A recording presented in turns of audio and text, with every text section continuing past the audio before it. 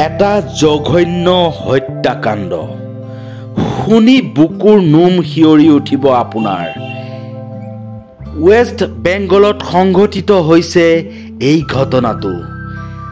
আপুনি মই দেখি থকা এইগৰাকী সুন্দৰী যুৱতী পেছাত এগৰাকী ডক্টৰ। এই মৰমীয়াল যুৱতী ডক্টৰ গৰাকীৰ নাম হৈছে মৌমিতা দেৱনাথ। কলিকতাৰ RG কেয়াৰ হস্পিটেলত তেওঁ কৰ্মৰত আছিল। ৩৬ ঘণ্টা ডিউটি কৰাৰ পিছত তেওঁ জিৰণি লৈছিল সেই হস্পিটেলখনত থকা এটা কোঠাত। আৰু পুৱাই তেওঁৰ অৰ্ধনগ্ন অৱস্থাত তেওঁৰ মৃতদেহ পোৱা গৈছিল।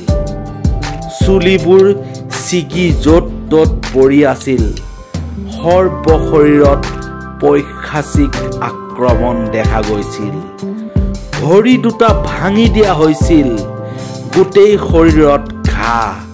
চকুত পিন্ধি থকা চশমাৰ ভঙা টুকুৰা সোমাই গৈছিল তেওঁৰ চকুত।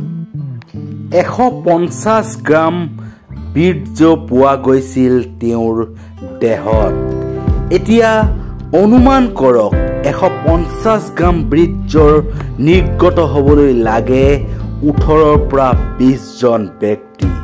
মানে আচলতে এইগৰাকী যুৱতীক ১৮ৰ পৰা ২০ জন নৰপিশাচে আচলতে এই যুৱতীগৰাকীৰ লগত এই ধৰণৰ এক ভয়ানক হত্যাকাণ্ড সংঘটিত কৰিলে। আচলতে এওঁক ধৰ্ষণ কৰা হ'ল আৰু তাৰ পিছতে তেওঁক ডিঙি চেপি হত্যা কৰা হ'ল।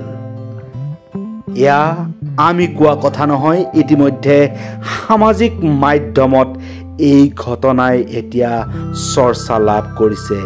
সকলোৰে মন দৃষ্টি আকৰ্ষণ কৰিছে এই ঘটনাক। এইগৰাকী যুৱতীয়ে এতিয়া ন্যায় পাবনে নাই সেয়াক লৈ এতিয়া সমগ্ৰ ভাৰতবাসীয়ে চিন্তিত হৈ পৰিছে। এই ঘটনাৰ ওপৰত আপোনাৰ মতামত আপোনালোকে কমেণ্ট বক্সৰ জৰিয়তে দিবলৈ নাপাহৰিব।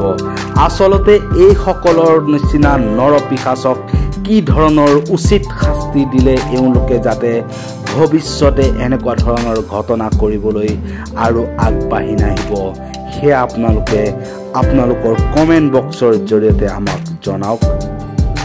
পুনৰ এটা নতুন ভিডিঅ' লৈ মই প্ৰাঞ্জল প্ৰতিমে আপোনালোকৰ মাজত লগ পোৱাৰ প্ৰতিশ্ৰুতিৰে আজিলৈ আহিছোঁ।